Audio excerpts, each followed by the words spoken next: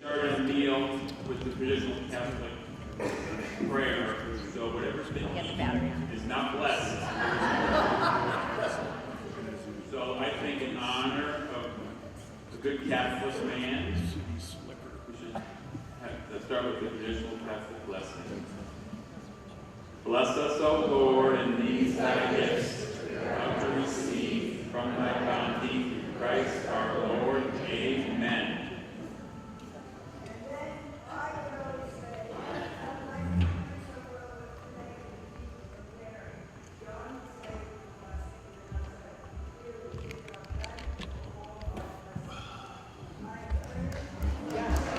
We have to start, I think, with a thank you for the weather. 55 degrees and cloudy is a perfect Clegg day.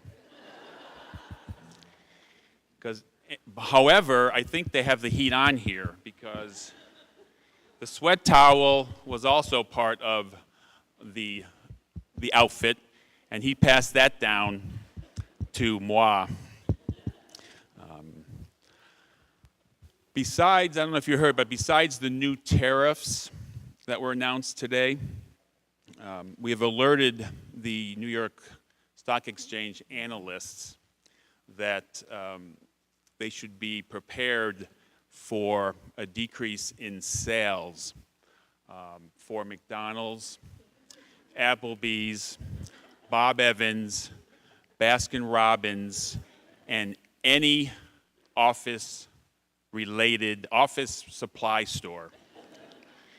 And Annie, I don't know if you want to take that back. I don't know if it's inside information, but there will be a decrease in especially Northeast Ohio sales in case that's going to move stock at all in any form or fashion.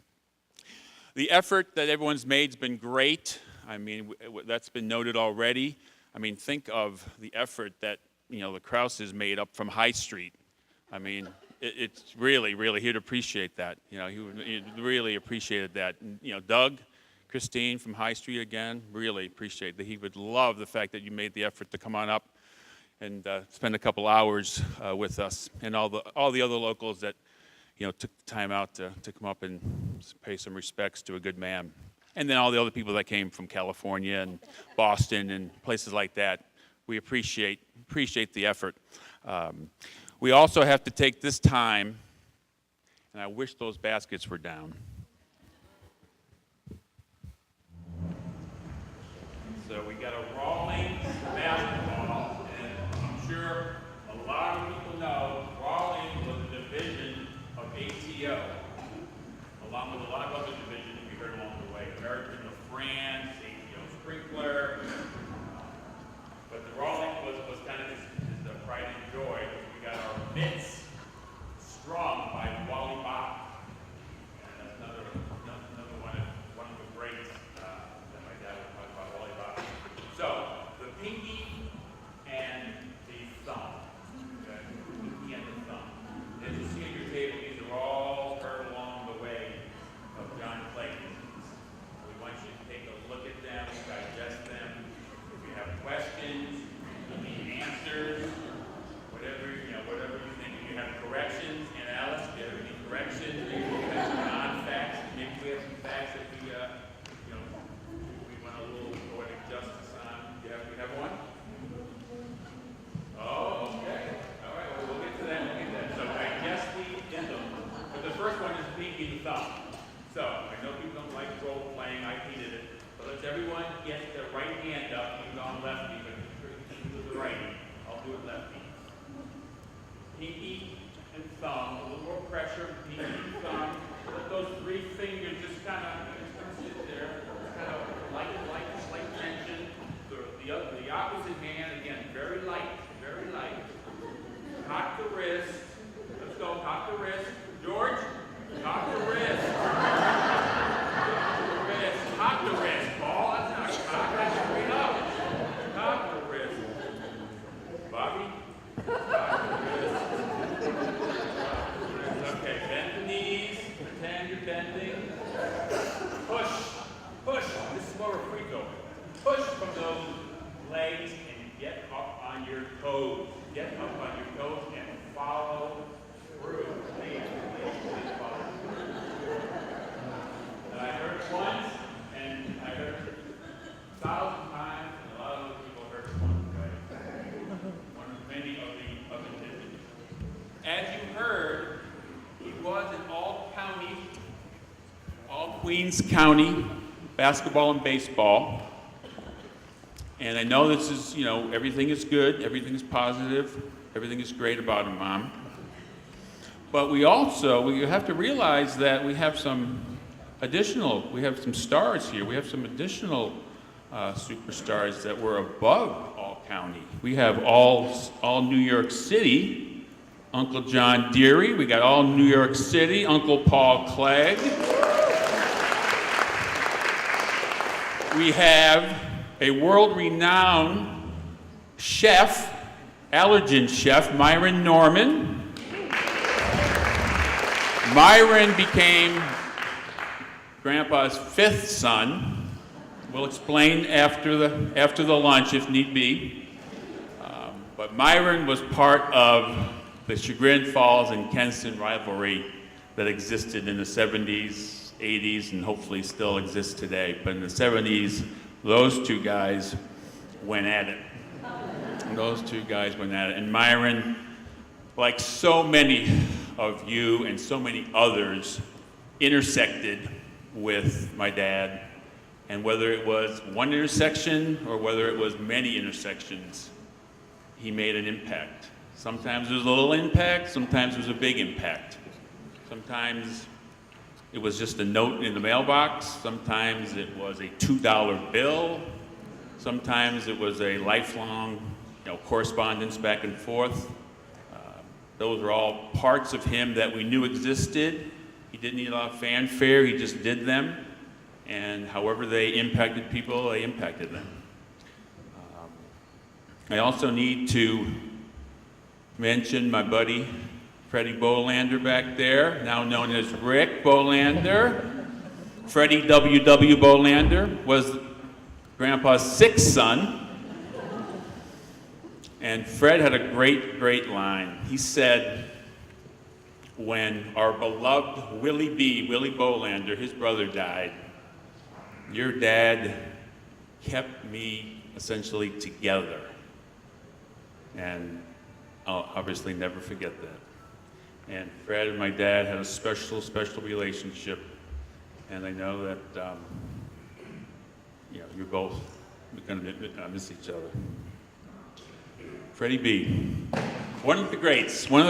Another, check your list, one of the greats.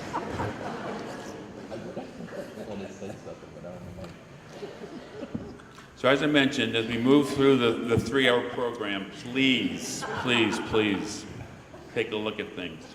I know what's next. Another visual. One last McDonald's coupon clip. We don't have the 14-inch scissors. I'd love to find that. He had, the price one. Never to be seen again. Little circle. Two blades. Set and left. Cut. And he cut. And he found a name that he knew about, or he knew somebody knew about, and he clipped it and sent it. He got to a point late in his life. Sean Boy. That deuce, neologism, that deuce you scored for the season, it was small, it was in probably four font, when he clipped it. And he wanted to make sure, that you got some form of that, you got it for your mom, for your dad, or when you saw you. So he took the time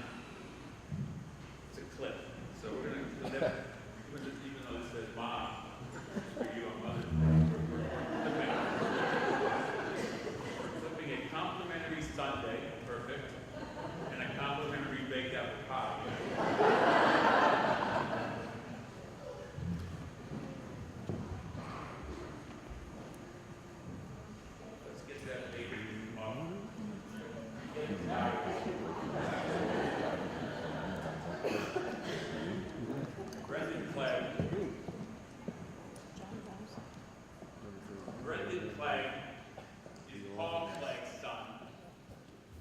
Paul Clegg is my cousin, so that would be Grandpa's nephew.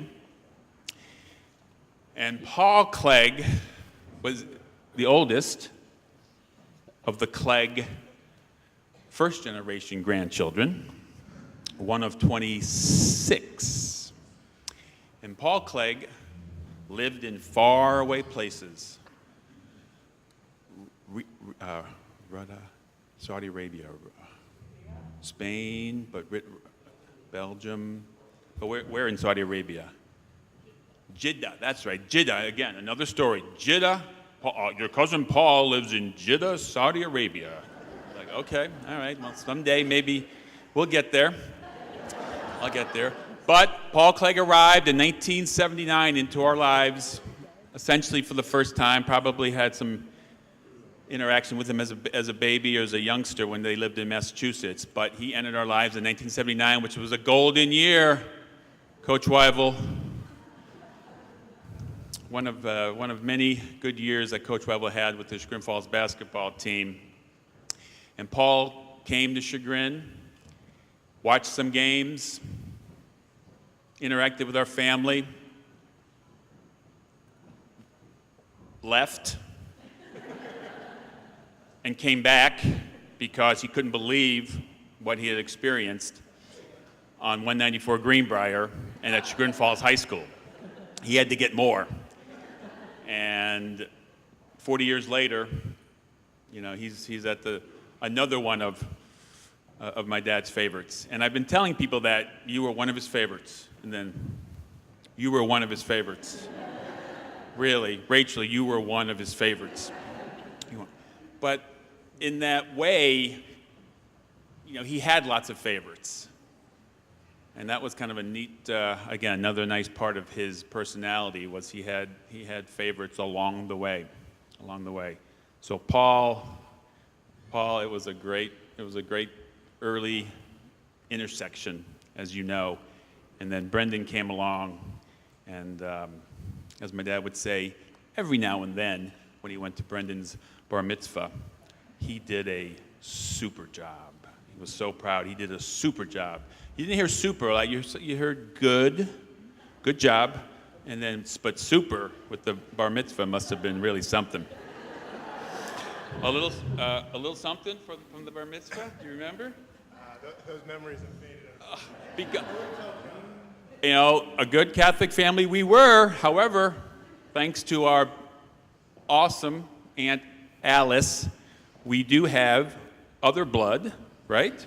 We discovered that we have a Jewish line through Bavaria, as I remember. The Sam Maringer, my mother's father, was Jewish. His parents came from little villages in Bavaria. And just recently, I had my ancestry DNA done and connected with a fourth cousin named Lesser in Bethesda, Maryland, and many, many other Jewish connections on that side, so yes. But what I remember about Brendan's bar mitzvah... No, Phyllis, I'm not going to... Well, I remember two things. I remember that the rabbi wore a red plaid shawl, and we discovered that he was Irish, which seemed very fitting to me. And also that we were instructed to throw candy at you after you finished reading the Torah.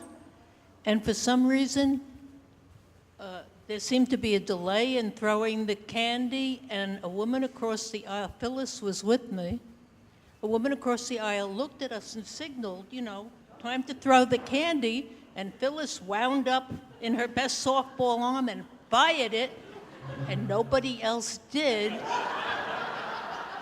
And I thought, leave it to the Catholic relatives to come and throw stuff up at the altar. Oy vey. And again, he loved names, loved labels, loved us knowing facts along the way. And Naphtali Hirsch was a, as we like to say, as he liked to say also, was a shirt tail or coat tail relative of ours along the way, Naphtali Hirsch.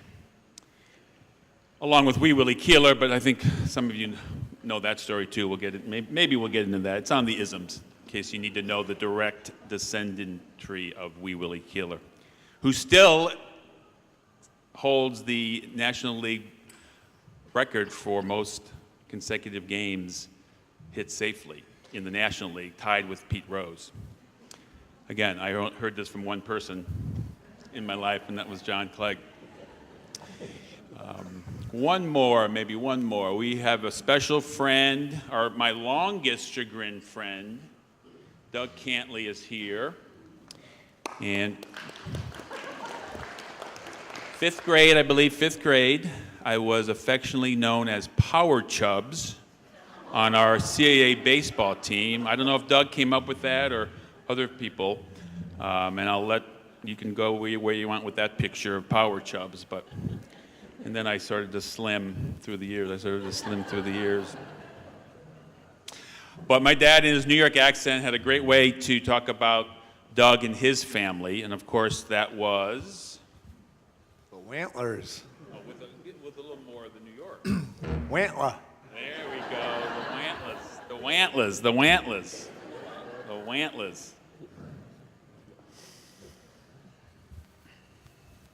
Who else? Anybody else I can get? Kosh, anything? Frank, these are some of the loves now. These are some of the loves. Frank and Kosh and Marie. These are some of the, what do you call them? Second cousins once removed. I know. In loves. All right. Have we digested the isms? Any questions on the isms? We got a question. Oh, Donald McCourt, here's another. I'm sorry, Donald needs to be mentioned. So we lived on Greenbrier. There were 7 Cleggs. Next to us was the McCourts, 7 McCourts. And this guy is one of a kind. Yes. For the defense? No. Since when? 4 or 5 years ago. Donald is telling me that the dad's was cut them off at the baseline, and you can go one step out of bounds and force the guy back into the middle. It can never be a charging call. If that is the guarding. He was not looking for a charge. He was just looking for good, strong defense and move it back into the middle. Sit down. Team me up. Donald became a basketball official in Maryland until he got too much abuse from coaches and fans and everybody else. Donald McCourt, everybody. Again, his brother Michael was a fan of my dad's because Michael wanted, this was 1976. Michael was a senior in high school, and we were shooting jump shots at the time. Some of us, I had a little issue with getting off the ground, so I was still maybe in the set shot mode. But Michael was jumping, but he wanted to learn the two-handed heave, which was one of my dad's famous shots. He had the one-hand set shot, he had the two-hand heave, and then he had the hook shot from the corner going to his left. But Michael would come over next door, and all he wanted to do was learn the two-handed heave, which was, again, I don't think I put the two-handed heave on the isms. That'll be that'll be the next edition of the John Clegg isms. Yes, 2.0. Anything? Let's see. Any other input before we get into the sappy part of will come from the grandchildren. We'll have the fun sentimental stories. Bishop of Hippo. Again, he introduced us, never before, maybe, and maybe never after, that the Bishop of Hippo, 430 A.D., was St. Augustine, was the Bishop of Hippo. I mean, some of these were not going to wow everybody, but, that's what it was. St. Augustine was the Bishop of Hippo. Who knew? Just keep. You never know when you can use that. Trivia night. Trivia night. Anything else? Questions, comments, deletions, additions. Uh-oh. The hook. The hook is coming. If we had Padres Canes here right now, you would be getting the hook. Is what? But this is it. This is all I had. This is all I worked on. No, I know. All right, going once, twice, nothing. Nothing for the isms. We have now Mary. Oh, Paul Clegg. It's a little light. Oh, the G's. The G's, I don't have my glasses on, is missing an important lesson that I got in the supermarket. So, when I was visiting Chagrin, I had no experience at all with American supermarkets.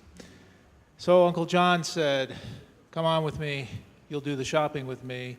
We get in the supermarket and we've got not one cart, not two carts, but 3 carts. So I'm bringing up the rear and we get to the cereal area. And he said, this is an important lesson, Paul. When you buy cereal, you don't buy the brand cereal, not in my house. What we buy is generics. And he proceeded to then when we got home, he took 18 boxes of cereal out that had differing amounts. And he proceeded to just dump all of the cereals, different kinds, into one box. And then he gave me another ism, which was, I said, why on earth are you doing that? The kids aren't going to like the taste. He said, they don't know the difference. This is called United Nations. And Paul's right on, because if you keep reading under the U's, I think I have United Nations, and that's what the reference was, the United Nations cereal. And the 300 pretzel rods that we devoured after the shopping. Yes?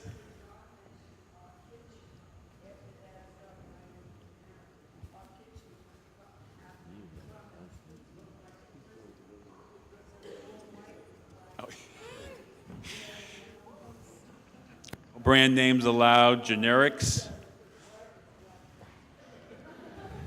A lot of trips to Value City. No brand names at Value City, I can tell you that. No brand names. The dearest of friends, Bob Fay. Thank you so much. Jim, you're doing a great job, but I would love it if your mom could tell the story about the poor guy that wound up in the French Foreign Legion.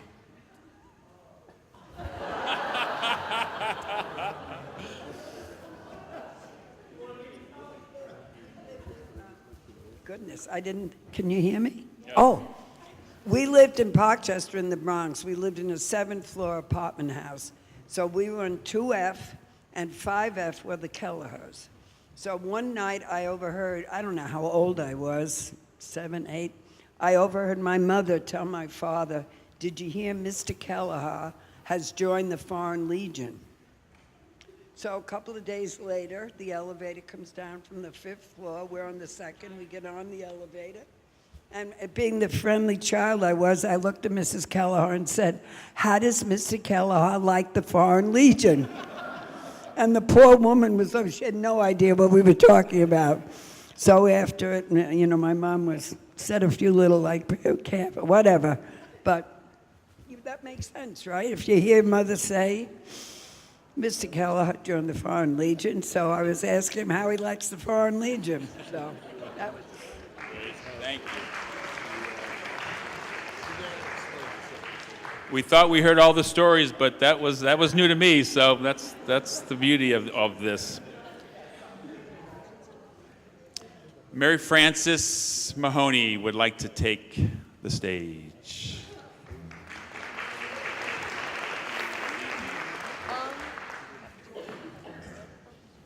Hi, I'm Mary Mahoney. I'm one of his grandchildren. I'm the youngest of the Mahoneys. There's 4 of us.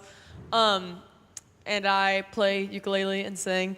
So I was asked to do something, and Grandpa, I remember whenever we'd be talking about music, he would always say his favorite song, like, of all time was the Tennessee Waltz.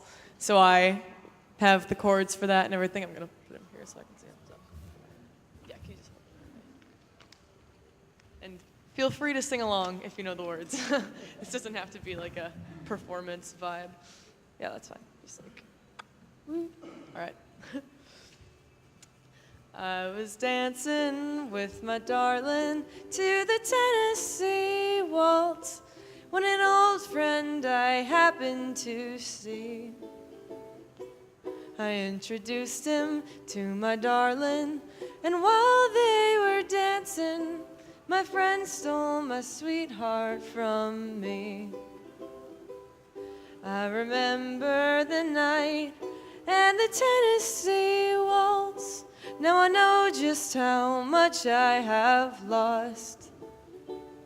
Yes, I lost my little darling the night they were playing that beautiful Tennessee Waltz. Now I wonder how a dance like the Tennessee Waltz could have broken my heart so complete. Well, I couldn't blame my darling, and who could help falling in love with my darling so sweet? Well, it must be the fault of the Tennessee Waltz. Wish I'd known just how much it would cost. But I didn't see it coming. It's all over but the crying. Blame it all on the Tennessee Waltz. I remember the night and the Tennessee Waltz. Now I know just how much I have lost. Yes, I lost my little darling the night they were playing that beautiful Tennessee Waltz.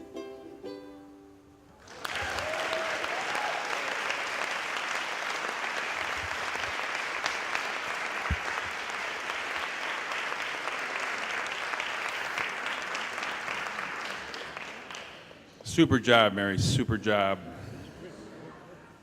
Okay, lots of themes: Chautauqua, sports, basketball, baseball, hockey, volleyball, cross country.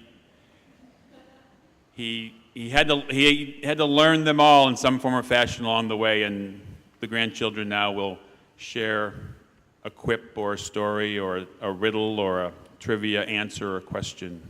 Who would like to start? Walker? You want? Oh, keep going. Hi, me again.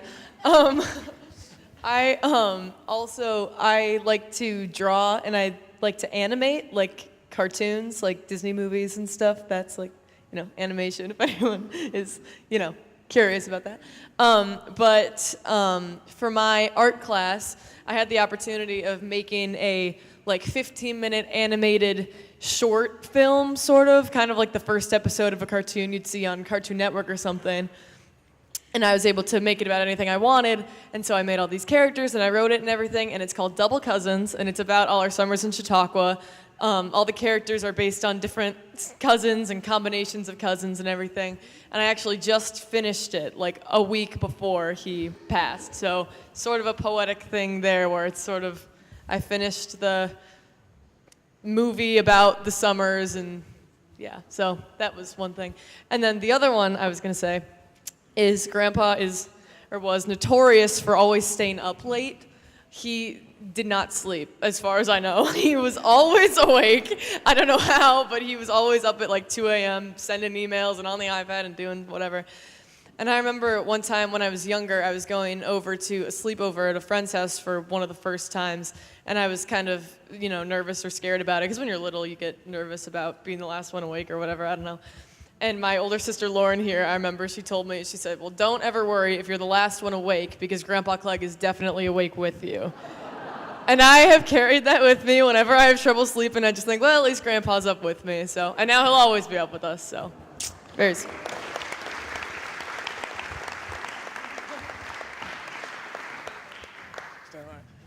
Hello, I'm Walker. So as many of you know, the Papa Shot was like a big contest we'd always do at Midway. And it's just like there's a time limit and the little balls roll out and you shoot. But I can remember being in about 5th or 6th grade, and I had started to play some travel ball and was in a couple different leagues, and I was feeling pretty good about myself. And so there was some talk between me and Grandpa, like who's going to get the highest score, and there was some back and forth throughout the day. So then we finally get there, and Grandpa was older at this point. He had double cane, so I was feeling pretty good with my chances. But I can remember the balls come out, I start shooting, and I put up a very respectable score, maybe like a 9 or a 10. So then it's Grandpa's turn, and I think someone's physically helping him stay up.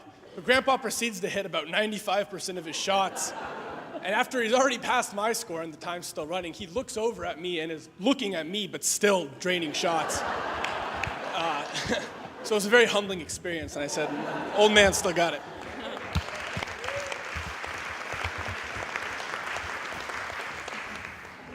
I'm Maddie. So I played volleyball, and Grandpa didn't really know the references to volleyball, but he decided to give us a lot of good feedback. So tipping, as it is known in volleyball, is one of the more tactful resources to kind of fake out your defender and get a nice little point. But in Grandpa's term, dinking, as he would call it, was a sign of weakness, and his term was that you should be shooting at their faces when you hit it. So no dinking in volleyball for him.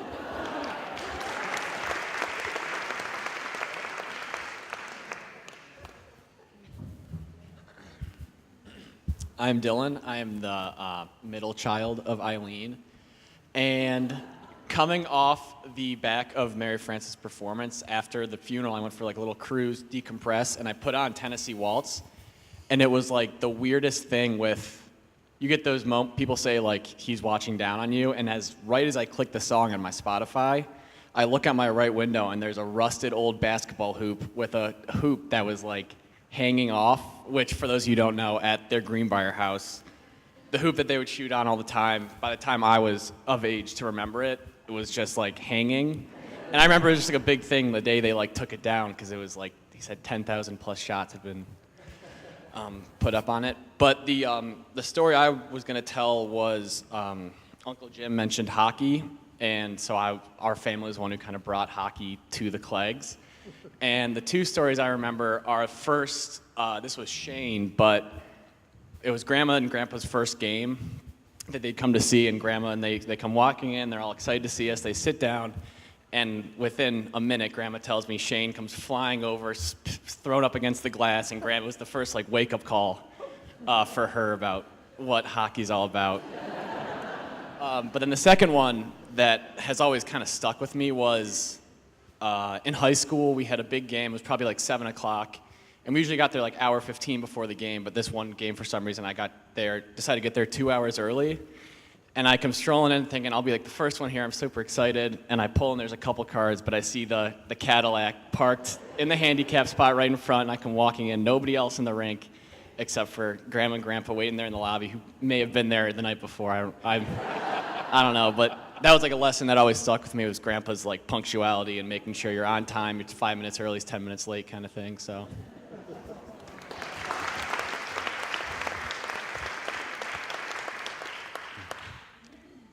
I made it easy for him. I had my kids first, and they had to play basketball. So he was no problem there. But was a beautiful thing about him is others started to play hockey and volleyball and run cross country, and either had a story, knew somebody that had played the sport, was somehow involved with it back in the 40s and 50s and 60s, or if he didn't, he learned about it. And I think that was he didn't force us or force the grandkids. Whatever it was, he was in 110%. And I've talked about Dylan a lot through a couple reunions, and we loved our Ignatius years with this guy as the netminder, I think they call it in the hockey world. 2 state championships, and then a district runner-up, which we won't talk about.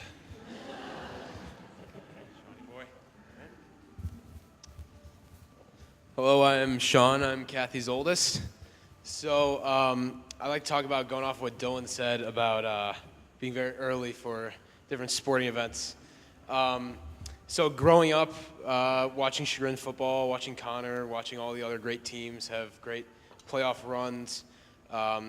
Grandpa's always my ride to the games. So Mr. Gary Nelson over here, we were members of the Traveling Triumvirate. So Grandpa gave us that name, and it was the three of us. We'd always head off early to games. I can remember one specific game. Game was in Warren, about an hour away. I figured, all right, leave about 5. Game starts at 7, no problem. Found out that morning I'm getting picked up from school by Grandpa. So, what? We going out to dinner first or something, or what's the deal? No, we're going straight there. So, and just as you know, Grandpa always that first handicap spot. We pull in, it's dark. The parking guy's like, "Are you here for the game?" Like, yeah, where do I go? So we pull into our spot, and Grandpa, nobody's here. Look over my shoulder. The team's getting off the bus. So, yeah, we were quite early for that game. So, yeah, that was my memory of Grandpa.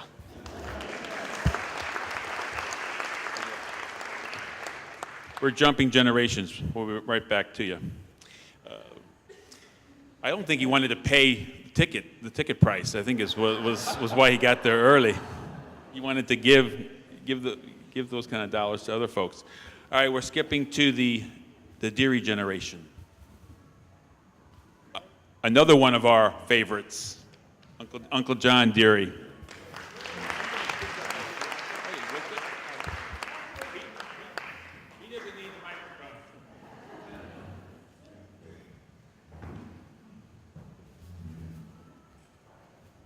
Because I have had some experience in politics in New York, I'm literally not allowed to speak sitting down.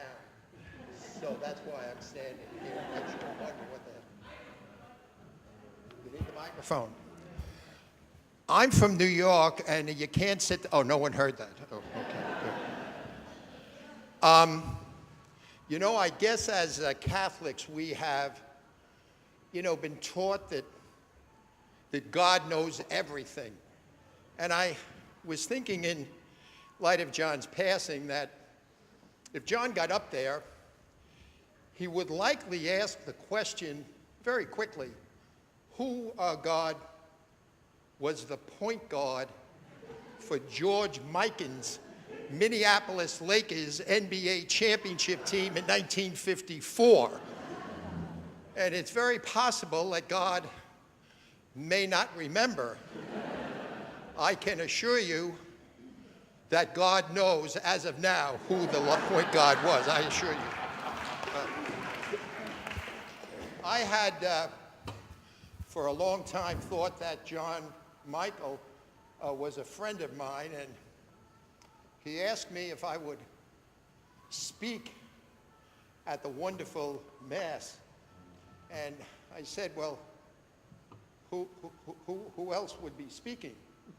And they said, Kevin will do the eulogy. And I quickly said, thanks, but no thanks. I will not be doing any speaking, which is another way of saying, Kevin, that was a fabulous eulogy.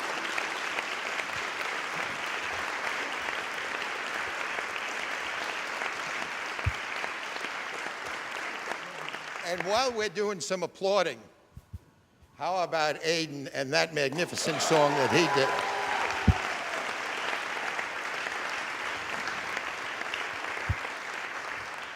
You know, it's very rare in a group like this big that you can honestly believe you're the only person that did something.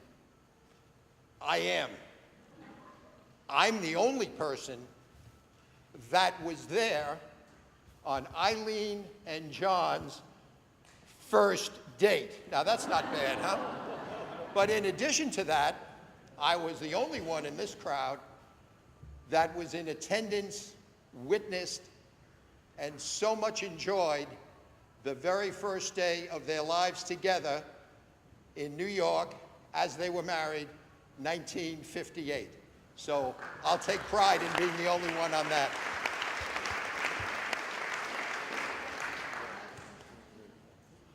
Eileen, I must tell you, was, as we all know her, tremendously personable, unbelievably likable, and as a result, John, excuse me, she had a lot of boyfriends. See? And the truth of the matter is that while I observed many of them and could probably recall quite a few, the truth of the matter is, when she met, as was said earlier by Jim, she met this fella, John Clegg, to use the words that are being used by something as high as the White House. It was done. It was over. And from the first dates, and I think, I must say, I was taking a little pride, probably incorrectly, but I was under the misimpression, I gather, that Eileen and John met while at a basketball game that I was playing in high school. I went to a school called Manhattan Prep, the high school. John played basketball at Manhattan College, so I knew John as a player there. And then at a game, I thought they met, but I found out that they had actually met on a boat ride at a point earlier. Very interestingly, over these years, for they say, 50 now, Eileen and John have been here in Chagrin. But I will tell you, in New York, the countless unending people that will see me, and I thought, want to say hello to me, find out very quickly, how's Eileen and John, by the way? So the memories and recollections of the Cleggs are still very much alive in the city. There were 4 of us as cousins that grew up together. 3 sisters, Eileen and I, and Sister Marge, and Sister Irene. And they each had 1 child. So there were 4 of us as cousins that grew up together. And I'm very proud to be saying that I'm sitting here, myself and Eileen, and our cousin Peggy, and Ginny Hoynes, who married our cousin Jim. So the 4 cousins that meant so much to each other in growing up, and for which John made such an impact when he joined the family, are all sitting here. So it's very, very special to be with you.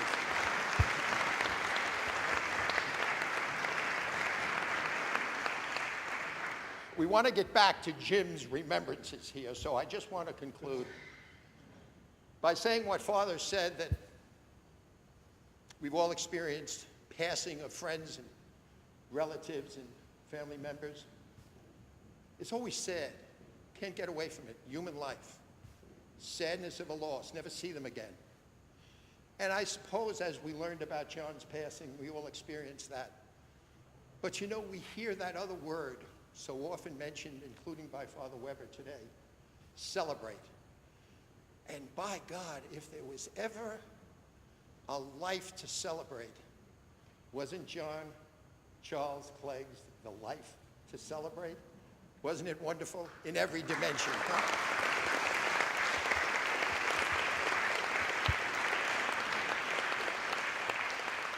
I could not help, as I know we all shared last evening, the wonderful 5+ hour wake.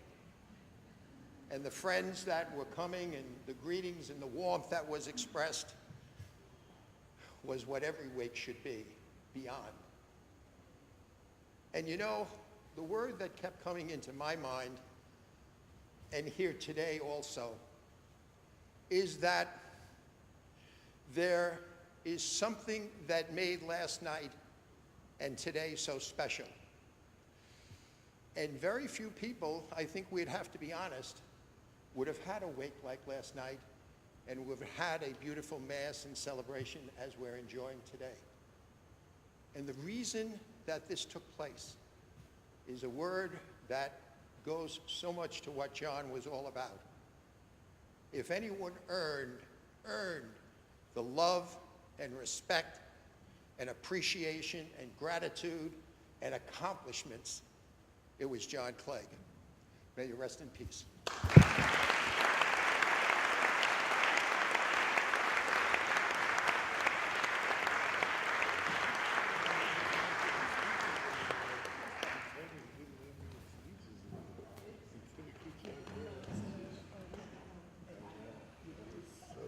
Where'd we leave off? Jazz, Clegg.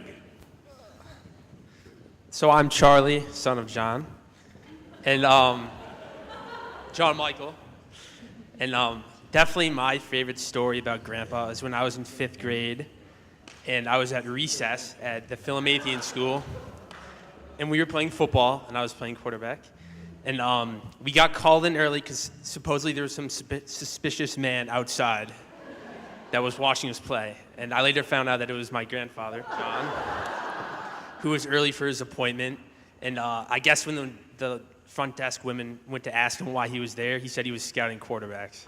So that was his big thing. So that's my grandpa's story.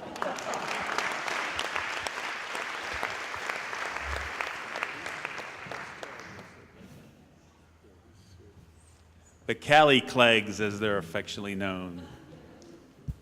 Hello, I'm Annabelle. I'm the middle child of Kevin. And as my Uncle Jim just said, we are the Cali Cleggs, so we live out in California. And our grandfather made sure to be a part, just as much as the cousins here, a part of our schooling as well. So we always got the report card grade checks and all of that. And for 8th grade, for my promotion, I was elected as the person who was going to give the 8th grade promotion speech. So of course, a call had to go out to my grandfather, and not but 3 words into my speech that I was going to practice to him. Oh, whoa, Annabelle, hold on there. Enunciate, start over. So I have to go back to the beginning, and not but 2 hours later do I make it through my 5-minute speech that I was giving at my 8th grade promotion. 2 hours. But yes.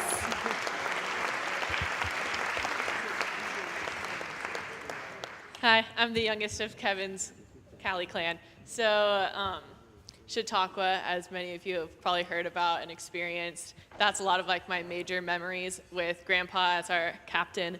And I would say one of my favorite memories is just we'd get out on the boat and there'd always be that secret little bag pushed underneath like the seat that all the kids knew was like our whole load of candy that the parents usually didn't hear about. So about halfway through the tubing, we'd go out and just like be on the lake, and we'd all open up our Twizzlers, our Dots, Milk Duds, all of our favorites. So that's got to be one of my favorite memories. And also, just quickly, I always got the nickname. For some reason, he loved to throw us off the tube. We were just talking. He'd love to try to just get us flailing into the water. And one day, he could not get me off, and I was awarded the name Velcro because he could not get me. So, yeah.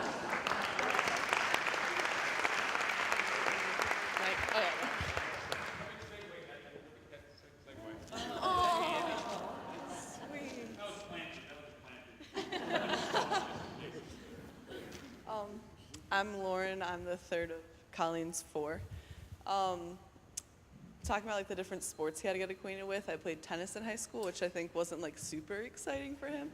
And like, also it's like hard to see the ball, and like there's one bench at the rec. Like there's not good seating or anything.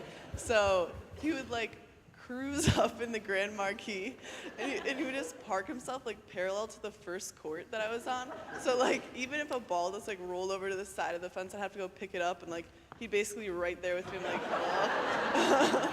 And like I think my mom eventually got the vibe that like I was stressed with that like situation.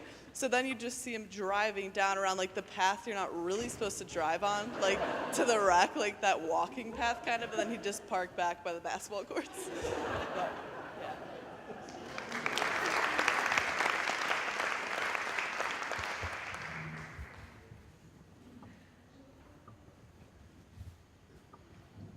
More takers?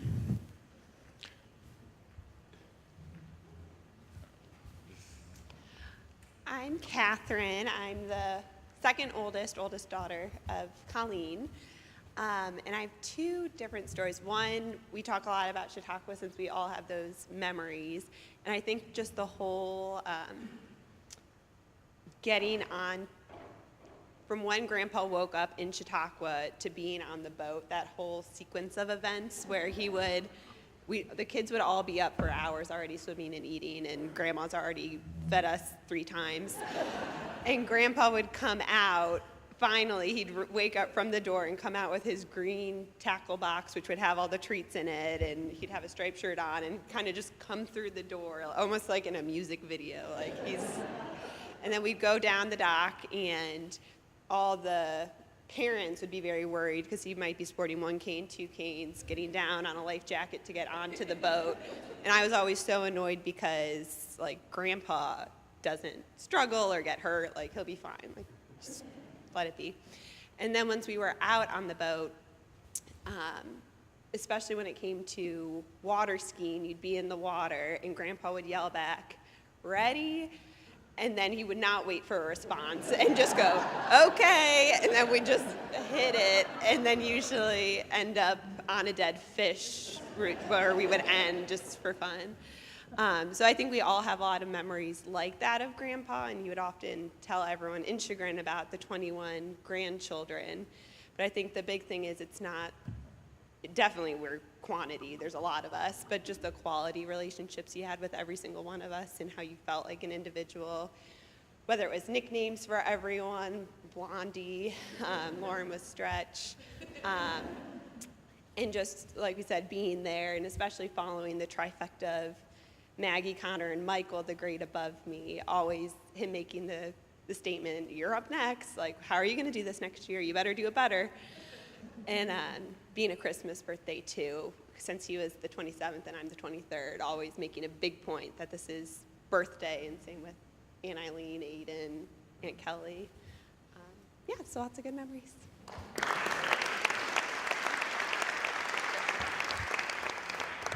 I'm Maggie, the 4th of Jim and Kelly, and again, just with the sports theme, I was the first one to run cross country. Totally out of, like, no Clegg ever ran more than the basketball court length, so that was like a new thing.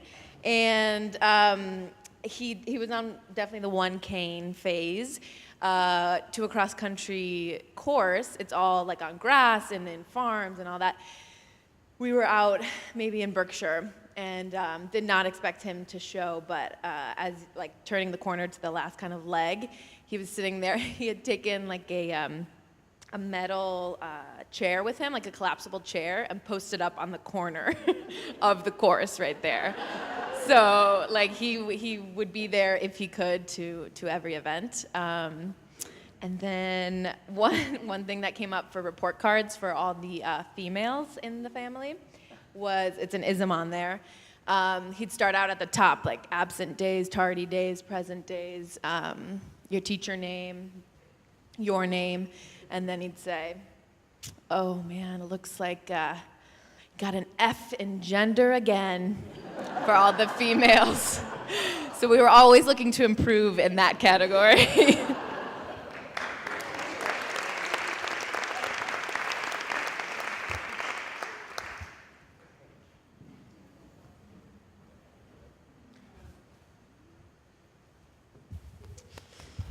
All right, I am Michael, and as we've fallen into the pattern, I'm the oldest of Colleen and Tim here.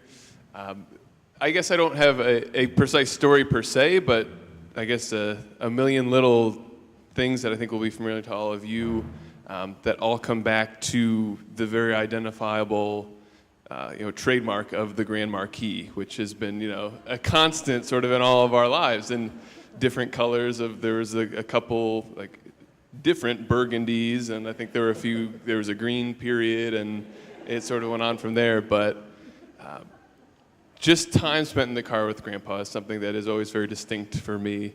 The little details of the gum amalgamated, again, United Nations chiclets, as the terminology would be, in the car, or the binder clip on the seat belt, some little distinct pieces there.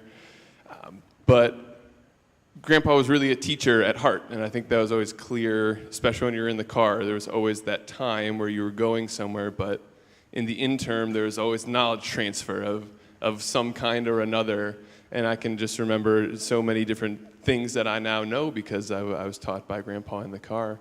And the destination was never necessarily the most important thing, whether it was a McDonald's or, as we've documented, many sporting events. There's also a memorable vignette where Connor and I drove with him to see Mike Tyson's house, located out, I don't even know where that is, but way out there somewhere. But it was always just about the quality time spent together in the car. And of course, I'm surprised this hasn't come up yet, but the square root of -1 is little I. That's a good one. So, yeah. The square root of -1 is? Did you know that, Gio? Wait. You want the mic? Oh, oh. No, I think that's my piece. No, just driving the car, learning things. I will say that is the last thing I'll say is that's a Clegg trait that I think I've inherited. Just that enjoying wandering and driving around, but also the obscure small Ohio town knowledge. That's a body of information that has somehow genetically come through. Just all these different towns and counties and national, state championship years and all of that. I know that's something you're very good with as well. More useless information. But yeah, New York City, where everything started, as we know. But obviously, he fell in love. He became a small town, lover. Yeah, 5 minutes. I just, with Michael, just speaking, I love this story. Well, up in Chautauqua, we had a lot of company, and one night somebody was playing the piano, and we started singing all these older songs. And one of the songs was, "I'll be down to catch you in a taxi, honey."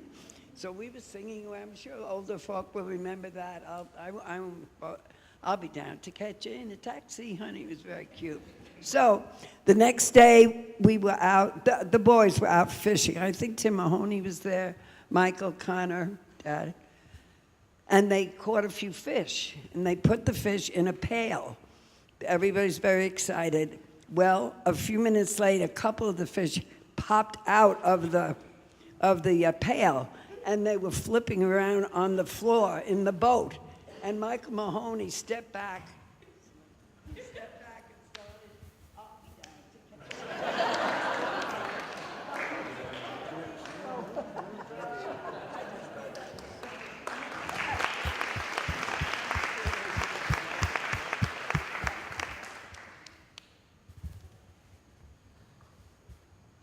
We'll go to Shane first. Sorry, you can continue to take the cleansing breaths, Connor.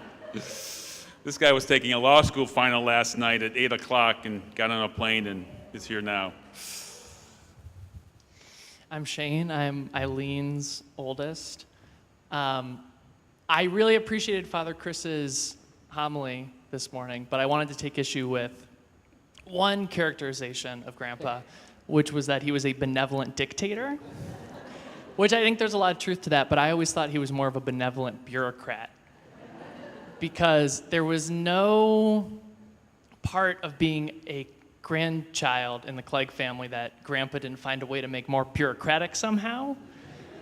My case in point is report card review, which all the grandchildren know about, but in case you don't. Most grandparents can take interest in their grandkids' education, maybe ask how they did in school or whatever. In our family, how it would work is you would come to Grandma and Grandpa's house with your report card, and you would be told that Grandpa's waiting for you. And sure enough, you'd go to the wicker room, and you'd walk in, and Grandpa would be sitting there with his reading glasses, and you would sit down, and it'd be just you and him, and you'd slide the report card across the table, and he would take a long time, just a couple minutes, just taking it all in. And if you had straight A's, which I don't know if anyone ever always had straight A's, it was fine. But he had a bunch of one-liners. The most famous was obviously B's are for honey. And if you got an A- in English, he would always say, isn't English your first language? And in hindsight, it's crazy that every time I went with my report card to my grandpa's house, it felt like I was getting audited. And it wasn't just report card review. We talked a little bit about tubing, and in case you don't know what tubing is our grandpa, as much as he loved logic and order and the finer things in life, he also loved pulling his grandchildren across a lake in an inflatable piece of plastic by a rope attached to a speedboat. And even that, which is maybe the most chaotic thing I can imagine, the most stupid fun you could have off of dry land, there was a very particular set of rules that my grandpa saw to having instituted, and that was the hand signal system, which you had faster, slower, just right. But over time, under my grandpa's supervision, the tubing hand signal system became every bit as complicated as American Sign Language. There was out of the wake and figure 8, and of course everybody's favorite, full throttle.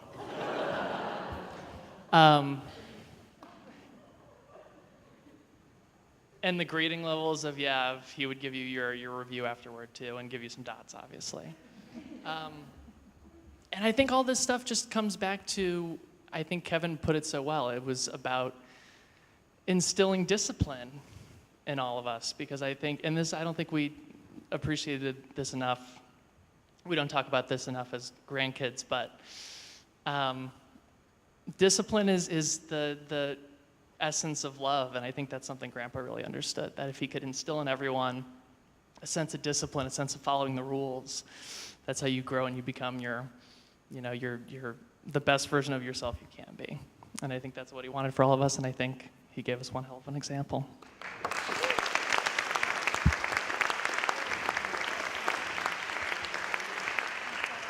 All right, we're getting to the end. We're getting to the end. Jim Stevenson, we're getting to the end. Trust. There is no end. The discipline was there until the last maybe few years. And then he decided that heck with what those doctors said. I'm going to McDonald's even after the aortic valve replacement. All right, Connor Clegg. All right.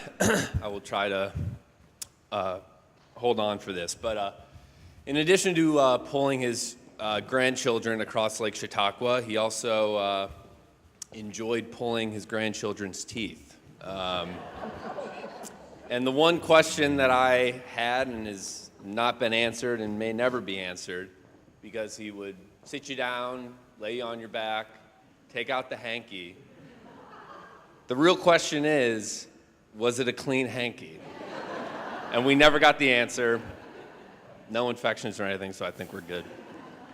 On a little more serious note, I think Kevin pointed out well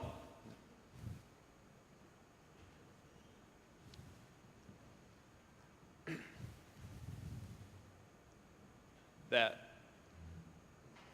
Grandpa was a man. He had, kind of a dual nature to him. He had the logical math brain, the liberal arts heart. You've heard a lot of stories about his love of sports, his dedication to his grandkids on that account. But when it came down to it, those were just vehicles to show his love.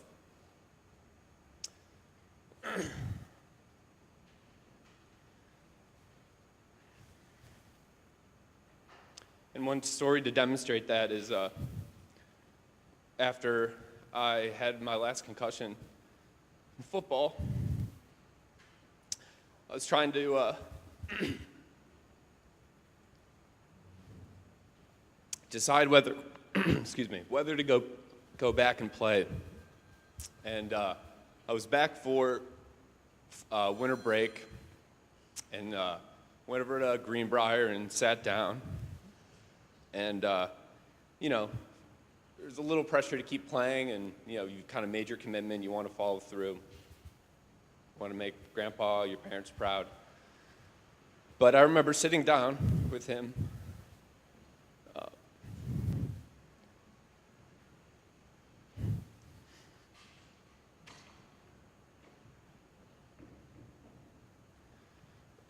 And we were just talking through the decision. Like Kevin said, you could always rely on him to kind of talk things through. And he just asked so simply, Connor, I think you have the choice in front of you. Why forfeit your brain? Why forfeit your educational experience, or your future, for just a silly game? And that kind of, I think that advice gave me the opening to make the choice that I knew that was out there, and that I, feared a little bit, because he did take so much pride in our athletic achievements, but like I said, that was merely a vehicle for his love. And I think that story just demonstrates that, is that the love was primary, the sports, the tubing, all the driving was, merely secondary to that. So.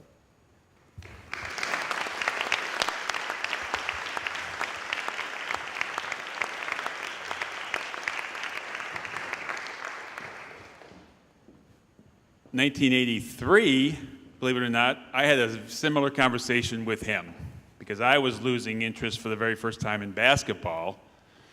And there was a little thing called the fraternity that I got much more involved with. And he basically told me the same thing. Do what you want to do, what makes you happy. Don't worry about me. Don't worry about, people in chagrin, about if you don't play as much anymore. Do what you want to do. And it's funny how, 25 years later, it was a very, similar sentiment. And also maybe it has something to do with dating my Kelly Mahoney at the same time, too. Hi, everyone. I'm Bridget, the second oldest of Jim and Kelly. My grandpa called me Bridie. But I just wanted to share a little story, a time when I was very proud of my grandpa. I did follow in the footsteps and played some b-ball. And back in my middle school days with Coach Ulrich, I don't think I was really known for being a big troublemaker, but there was one game, I had one good post move, and it was always called as travel. It was like a two-stepper thing. And my grandpa, obviously, mostly the most fierce and loyal fan, and he was at every game. And I pulled one of those post moves, and of course it got called as travel, and he was so up in arms. I don't even remember it really going down. I heard the stories after, but he was kicked out of the game for defending my honor, and I think he was even asked to not show up at the next few home games. He got banned, but he was at almost every game that season.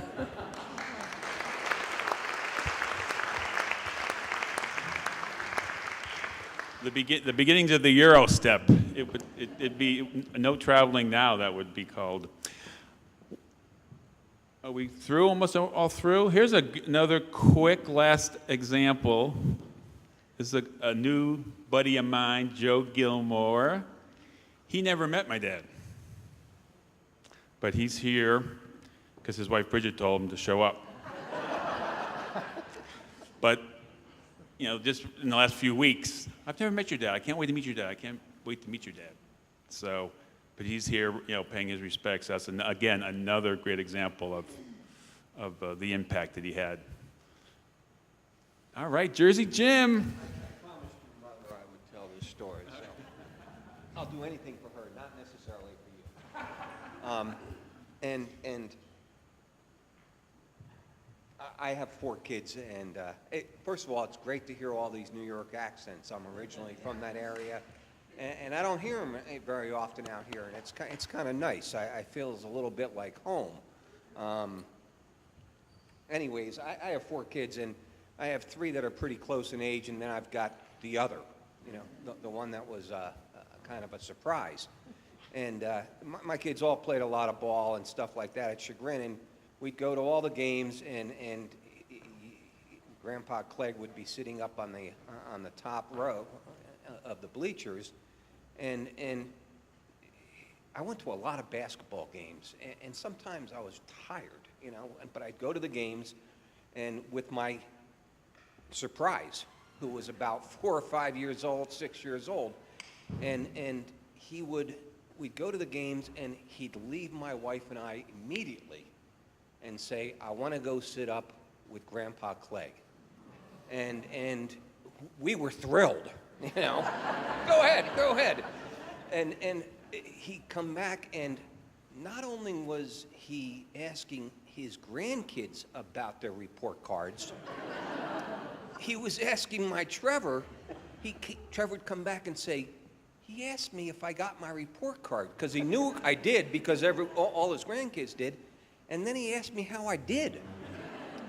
And so, he had a great impact, obviously, on a positive impact on his family, but also to a lot of other people in the Chagrin community. And I'd never heard of this saying, bees are only good for honey. But Trevor couldn't be here today because he's off at college and he has a final he had a final at 2 o'clock.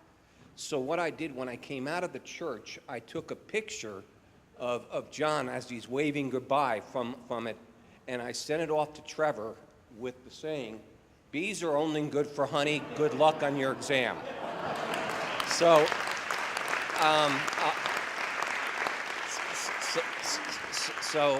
you know, he not only did he make my Trevor smile, he made thousands and thousands of people, not family members, smile in this community. And for that, we've all been blessed. Thanks.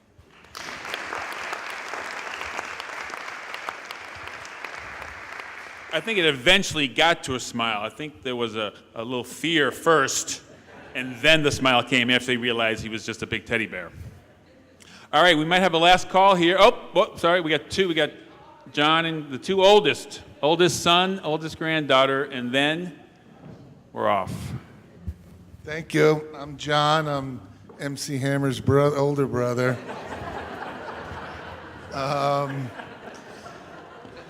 But one dynamic I think you want to take note of here of how the whole weekend has gone, and the last 2 days especially, is the lesson I learned from my dad, which was try to get your younger brothers and sisters and then nieces and nephews to do most of the work for you. So I appreciate everyone pulling together and getting as much done as we did over the last couple of days. Just two quick stories about my dad, which I think put him sort of in the light of really how his values were.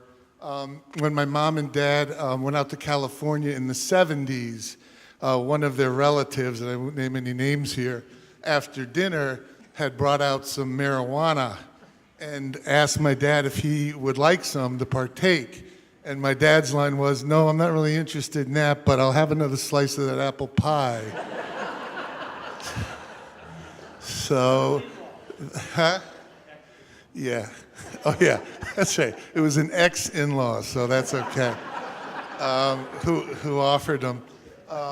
But then the second one was a moment I was really proud of, and I didn't really know what was happening. I was probably around 12, and he was the commissioner of basketball for our youth basketball, and he said, "Come on, take a ride with me." So we took a ride up to Chagrin Falls Park, which was an area of Chagrin where all of the African-American families lived.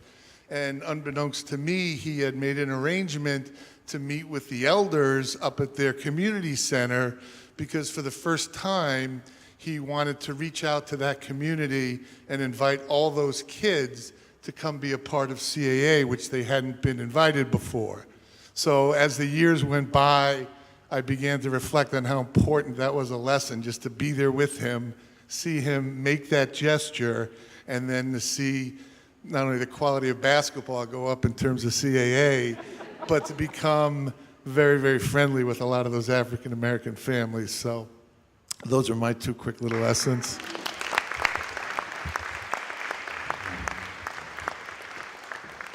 And the gal that started it all in terms of Grandpa Clegg. Caitlin. Kate, I know, threw a lot of people off in the program, so I'll go by Caitlin Clegg, my given name. But just, it's very hard to sum up the relationship that I was so lucky to have with Grandpa. Excuse me. Just by chance being the first, I feel so lucky to have had him in my life for such a long time. And I knew him, as a little kid, under the name Papa Wolf, which I guess came from a story on the playground. He would be waiting for me at the end of the slide, barking at me, trying to scare me, and so I gave him the name Papa Wolf. But just the countless hours of driving around, math quizzes, report card reviews, coming to every single basketball game, sitting up in the stands, and after the games, coming down with a notepad of notes that we were going to be going over in the car on the way home, but then also the next day, and then typically on our Sunday lunches that we would have together, also reviewing those notes. They were pretty similar. Every game was the same. Jump a little bit higher, shoot more shots, and like move around more because I've got the Clegg legs. So the one cute quote that he always said, so we had a lot of meals together, which just was my favorite time with him. We would go to Zoop's and Manja, what else? Sometimes Panera, McDonald's, Arby's. Oh, Augie's Pizza. And just life lessons and chatting, and he would always open up every meal with the waitress or waiter would come over. They would say, "Hello, my name is Jenny, I'll be your server." And he would look up and say, "Hello, my name is John, I'll be your eater." Every time. But just to close, the thing that I will say to sum up what he meant to me is that you just always knew he was on your team and he had your back, always. So he was just so supportive, and we're going to miss him a lot. So thank you so much for coming out. It was lovely to hear all those memories.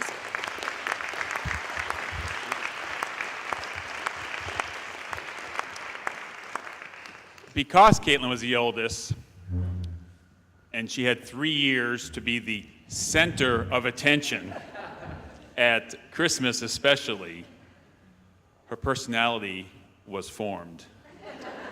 The good, the bad, and everything in between, because there were eyes on Caitlin, and Caitlin was performing. And Kelly and I kept saying, "Don't worry, these traits will be good when she gets older. Don't worry, they'll be good. She's in charge early. She's the center of attention. When she gets older, these will be good traits." And they've turned out to be really good traits. I don't know if you knew this, Coach Weibel, that note passing started in the 70s when Kathy Clegg would run down at halftime as we were going down into the locker room with halftime notes for me. So yeah, there's some Friday night coaching or quarterbacking going on, unbeknownst maybe to you.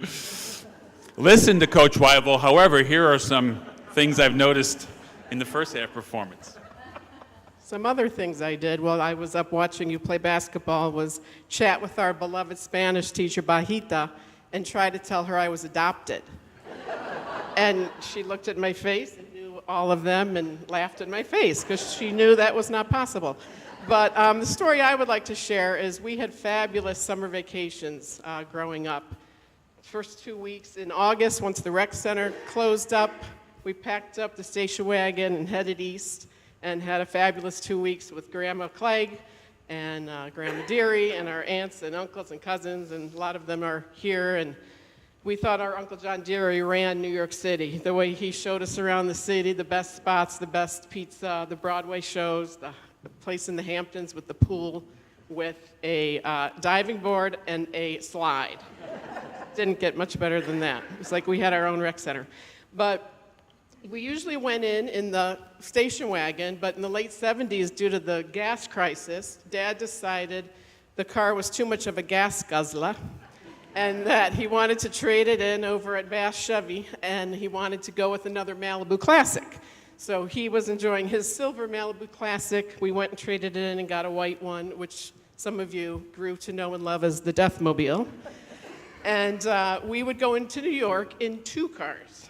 And if you've learned anything from the stories about John Clegg, that ratcheted up the stress of going into New York with 7 kids in 2 vehicles. So as you can imagine, John Clegg was in the lead vehicle with the 3 youngest kids, with Eileen and the 4 older kids in the trailing vehicle.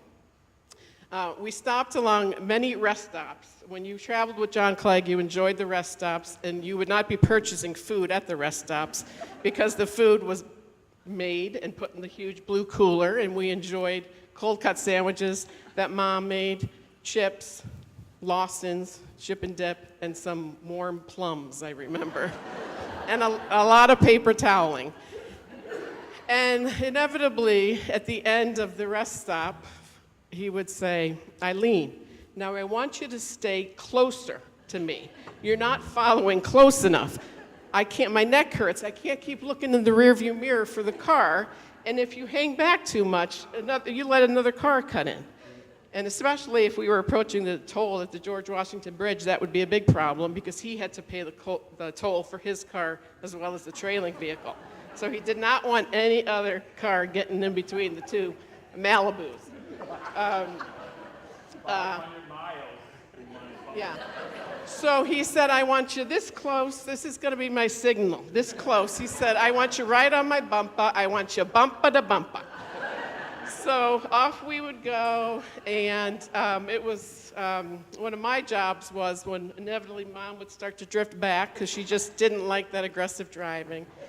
And he would do the thing in the rearview mirror, and if that didn't work, he'd say, Kathleen, take off your seatbelt, and I would have to wedge my head and my torso in the back of the Malibu, and I'd have to give the big signal.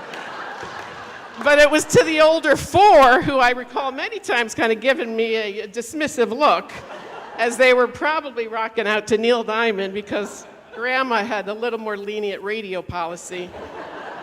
In her Malibu, I think the younger three in the silver Malibu, we were on a no radio program for 500 miles into New York. But I just thought, what a great metaphor for our dad's life, that he didn't want anyone getting in between him and his family. And he wanted her to stay nice and close so no one else could get in between. And that I think a great way to honor him would be for all of us to keep our loved ones close to us, keep them bumper to bumper.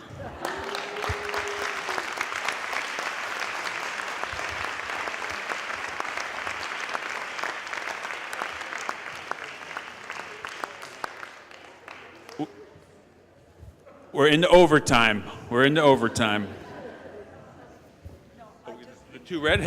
The two redheads have something to say. Both of them.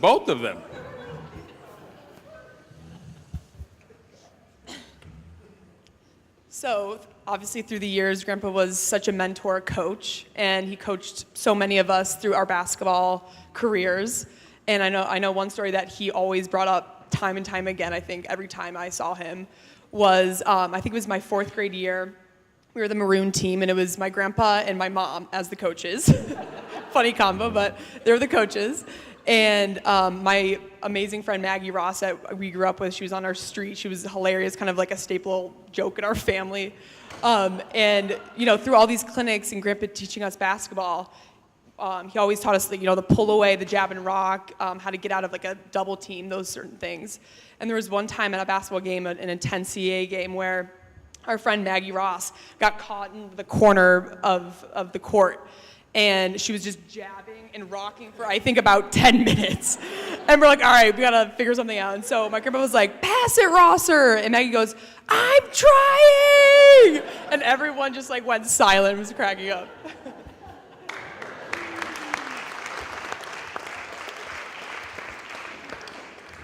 And finally,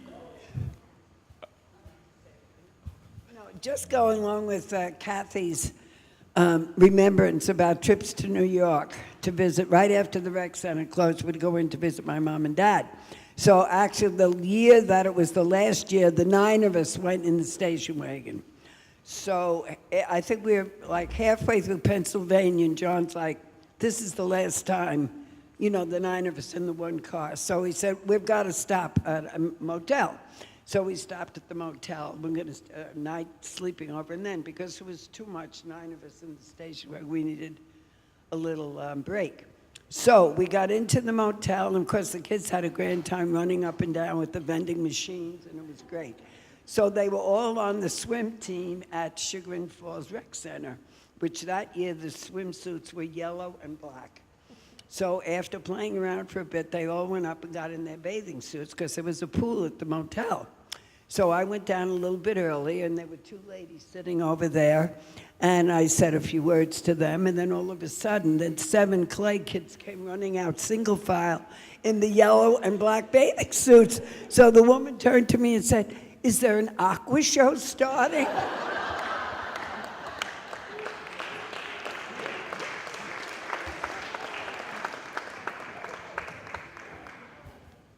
can't believe I'm doing this. No.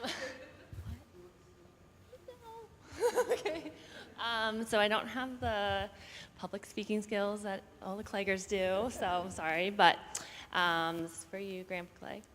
I have two kind of cute stories, and one being that we would go to the Greenbrier house, and I'm going to tear up from this, but I didn't have grandpas growing up, and so I took Grandpa Clegg as my own. So I considered myself like the 22nd, kind of. But we would go to the Greenbrier house, and you guys would have just like all the school supplies just laid out, and it was like school shopping. And to this day, I still have everything that I got from the house, in like smiley containers and the little toy car. I don't know why I picked that up. And the second one was Chautauqua. I was lucky enough to go tubing, which I didn't really know what that all entailed until I experienced it. And I remember my mom being like, be safe, and I was like, yeah, there's nothing that could go wrong. And we get on the boat, and he's like, are you ready, Miss Rachel? I'm like, no. Like, yeah, sure, why not? Grandma Clegg, I'm gonna make you proud. And as Shana said, like, there was these signals, and he gave me all the signals, and then he said, he got it? And I was like, no. I was like, okay, whatever, I got it. And then I went out, and I remember, I thought it was skiing, but I think it was tubing, that he went too fast, and I lost my bottoms. And I know, this is so embarrassing, but we're all family here. And I was like, I forgot at that moment, when you said that, I forgot all the signals, except for just going, Grandpa, stop! And just screaming at him, and then we found him, and it was fine, but he just was the best, so.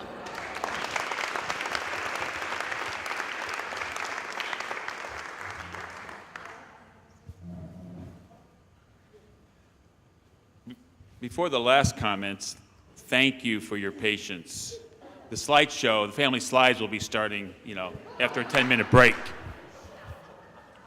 Well, I want to tell you, this thing today was just absolutely remarkable. It's been one of the happiest days of my life, and now I'm not a Clegg.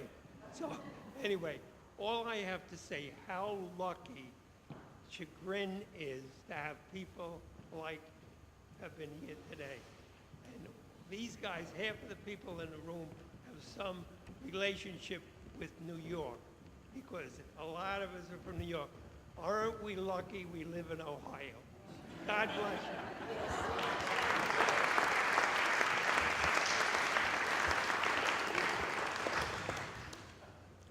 10 seconds. At 1 o'clock on Saturday, May 4th, we thought Grandpa took his last breath. 5 minutes later, my wife, Kelly, the nurse, went over and said, he's still with us. And for 55 more minutes, he was still with us. And I thought, I know what happened. He hit a jumper at the buzzer at 1 o'clock. It had to be reviewed. It was reviewed. It went into double or triple overtime, and then it ended at 2 o'clock. Love you all. Thank you very, very much.